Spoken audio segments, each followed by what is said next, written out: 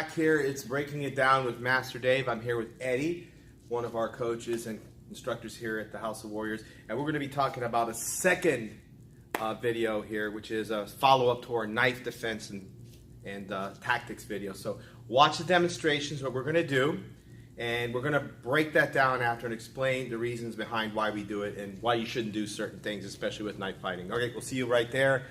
See you in a few.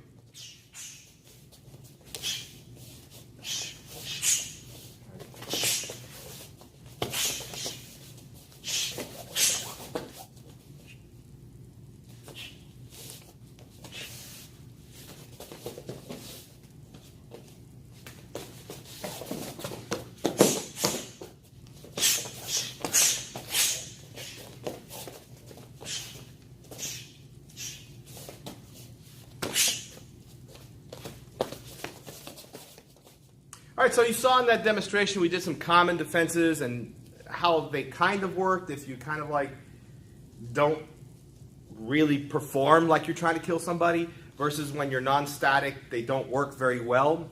Maybe they are effective if you practice them non-statically. I had an instructor that would do that, and we have a drill that we do in our studio. Can you practice effective knife defense statically? Sure, you can. There's a lot of individual pieces you can practice and put together, but you have to understand skilled people are going to overcome that. So just kind of keep in mind that you have to think ahead. Now, here's a rule of thumb. If I wanted, most of you are watching this, if you're martial artists, you're mostly going to either be kickers, or you're going to be strikers, or you're going to be grapplers, or something. And if you want to learn how to defend against a grappler, well, I have to learn how to grapple. I learned jiu-jitsu. We do a little bit of that here. I don't have to be proficient and a high-level black belt, but I have to be proficient enough in some core basics to understand that I need to know this, and this kind of gives me an idea of what to defend against. Same thing if you want to defend against a punching, kicking person, a striker, you got to learn a little bit of striking to understand their game. You know, and you don't understand boxing until you box. You don't understand kicking until you kick, and then you kind of understand its flaws and where you can defend against it. Just kind of science when you look at it that way. A knife, and there's a common misconception in martial arts. They think they learn like 5 karate-style defenses against knife fighting, and that's it. That's all they need to know. And I've been doing this for years. I've been, studying knife fighting, knife tactics, probably for over a decade or more, in addition to my 30 years of training. And there's still so much that comes out. And I'm going to tell you my personal belief is I think 99% of all knife defenses in most martial arts are probably nonsense. Okay, and even in the Filipino arts, I think a third of it is probably not practical. I think it's all theory-based and it's all pass, and I don't think it has an application, to be honest. I think when you go to its core basics, it's phenomenal. It's great. So core basics, what you should practice with. We mentioned this in a previous knife video. Use something that feels and looks like a real knife. This is a metal daga. It's like a double-sided knife. Feels like a real knife. I can do my common grip, hammer, got the ice pick here, or we can do a fencer's position. This is a Danto Eddie is using. This is also pretty good. They're wood. They have a real good feel to them. Avoid the cheap rubber $1 knives that they're just flimsy. You can't practice a good disarm. Because if I can't disarm him this way, very basic disarm, if the knife bends over, instead of me doing that to get it out, then it's not a good thing to practice with. Now, that is something you can practice. I go here with Eddie. I practice holding hand correctly here, just to kind of practice that disarm. He does the same to me, puts his hand here, and just uses his hand like a gun disarm. That's fine. Now, the only thing is you have to realize when they don't stay still, so he's moving, I'm not going to just sit here and grab. You saw that in the previous video. If I just go like this, he's going to stab me, and then it's over. Okay, so same thing like that slash movement. Or let's say he gets into that wrist lock. A good knife fighter, if he really pushes, I'm strong, he's not going to be able to twist my hand. And I'm going to do this.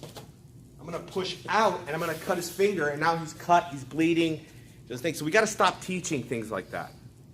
Now, my other pet peeve is only practicing a few of these techniques, and then that's it. And then I think in Tang Soo Do, when I did it, at black belt, we did 5 knife defenses, and that's it. You're done. You don't have to learn anymore. And I think that was a flaw. It was a fault. Now, what we did in our studio, and I carried it over, After we practice, he has a knife, I don't have a knife. Maybe we have knife to knife. He does a stab. I kind of check and I stab here. He does the same thing. You know, also there's power assist, so maybe I do an ice pick and he kind of lifts up. Even he has a knife, he lifts his hand up. I can push down this way. So we had all sorts of kinds of drills. But now if we want to really get into sparring, now I would suggest, this is if you don't have any gear. If you have face protectors and you have a Hogu or some kind of chest protector, you're going to go for it and figure it out. Because now they're resistant. We're going to do a video on that on another follow-up episode where we try and like fight it out and fight it out. Because that's the only way you're going to learn knife defense. But until then, I made these kind of some old mats. And I watch, and so we go into a sparring action. He stabs or whatever he wants to do. See, I cut his arm right there. And he knows it. But he still could fight. See, that's his heart. Now he's dead. And we would call that out. But it's a good way to show it. I would take so many black belts in different styles, and I would show them this.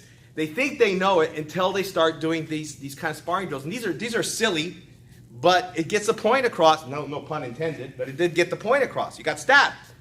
Now when you put on protectors and a face guard, which we'll do in another video, I promise, now you really are fighting for it because now they're resisting. They won't let you disarm them. What do you do then? Now you have to figure stuff out. And that's the essence of knife fighting. I don't think you can really codify it, standardize it, and say these techniques work all the time. They don't. It's impossible. It's too fluid. It's too erratic. It's not a karate style, or even MMA, where you can figure, oh, so 3 coming this way. I know that punch is coming here. You don't know with a knife. I could come here and then flick my wrist, right? I could turn my hand this way. So, think about that. That's our episode this week. Thanks for joining us. We'll see you on the next episode.